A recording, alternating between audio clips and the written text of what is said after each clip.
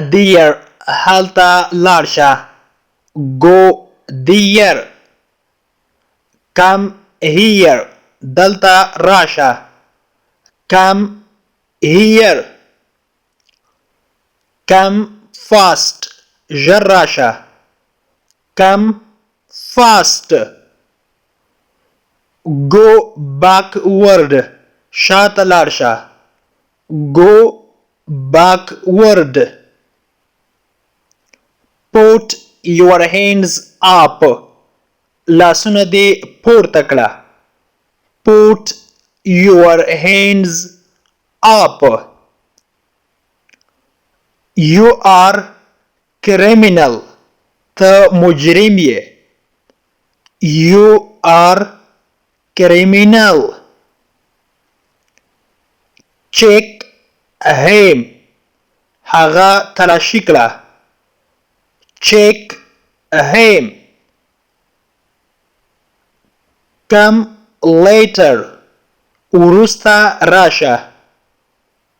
come later. close the door دروازه بند کړه. close the door.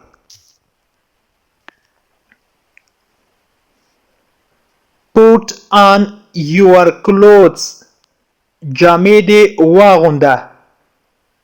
put on your clothes. put on پریزل ورب ده معنی ده اغوستل جامې اغوندل. take off your shoes بوټان دې وباسه. take off your shoes. take up معنی ده وباسل یا لرې کول لکه د بوټانو لرې کول یا د بل څیز لرې کول. sweep the room کوټه جارو کړه. sweep the room. I got late زه ناوخته شولم یا په ما باندې ناوخته شو. I got late. I was stuck in traffic زه په رش کې ایسار وم یا زه په رش کې بند وم. I was stuck in traffic. stuck معنی ده بندیدل یا ایسار یا بند. traffic وای رش ده. where were you last day پرون ورځ چیرته وې یا تیره ورځ چیرته وې. where were you last day.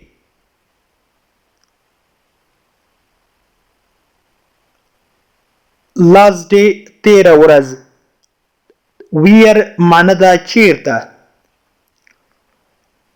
I lost the way زمانه لاره ورکه شوې ده. I lost the way زمانه لاره ورکه شوې ده. I lost the way.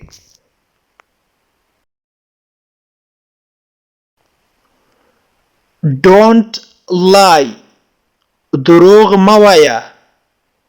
don't lie دروغ مه وایه.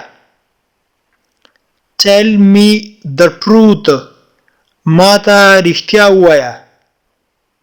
tell me the truth ما ته رښتیا ووایه.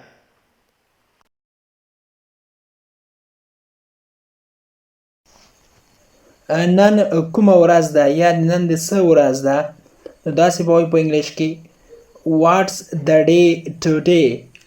what's the day today.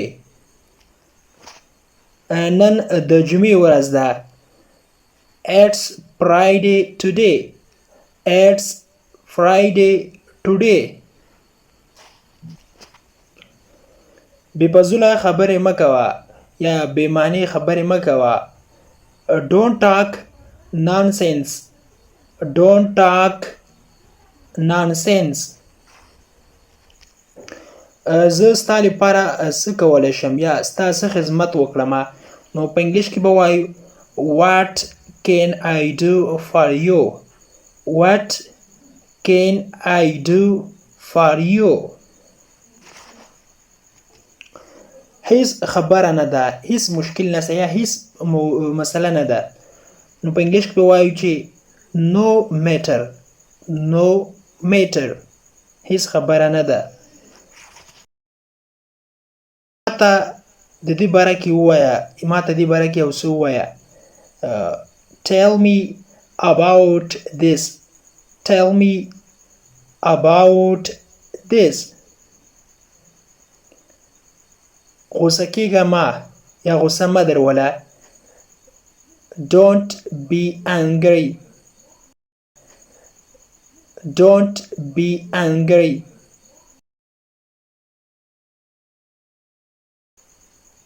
زما سره هیڅ شی نشته یا زه هیڅ نه لرم.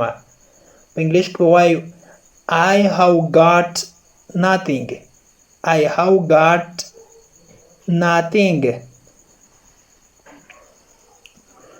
زه تا ته ضرورت لرم یا زه تا ته اړتیا لرم. I need you. I need you. need منا ضرورت لرل، اړتیا لرل. یو منا تا ته. ته اوس تللی شي. You can go now. you can go now. go منا تلل، now منا اوس، یعنی ته اوس کولی شي چې لاړ شي. داسې نه ده یعنی په دې ډول نه ده. نو په انګلیسي کې به وایو it is not like this. it is not like this.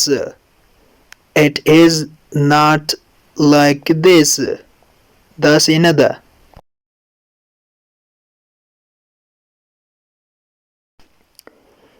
هلته څوک دی؟ نو په انګلیسي کې به وایو who is there. who is there. who منا څوک، there منا هلته، هلته څوک دی.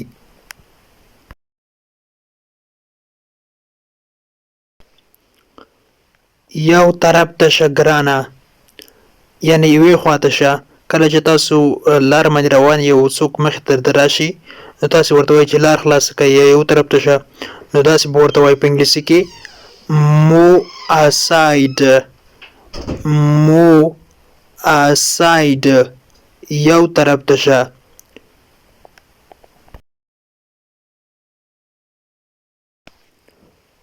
له خپلو دماغو څخه کار واخله. use your brain.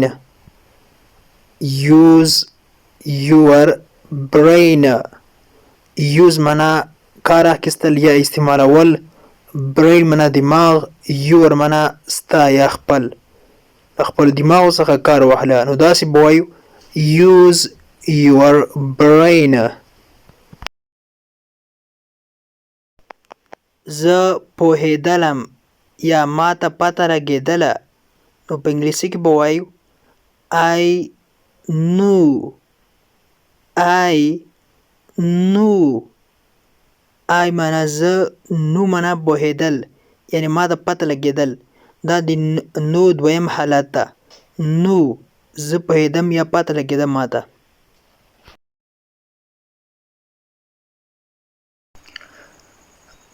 د انګلیش ټو پښتو لرنینګ کورس ګرانو زده کوونکو د نن ورځې کلاس تر دې ځای پورې و.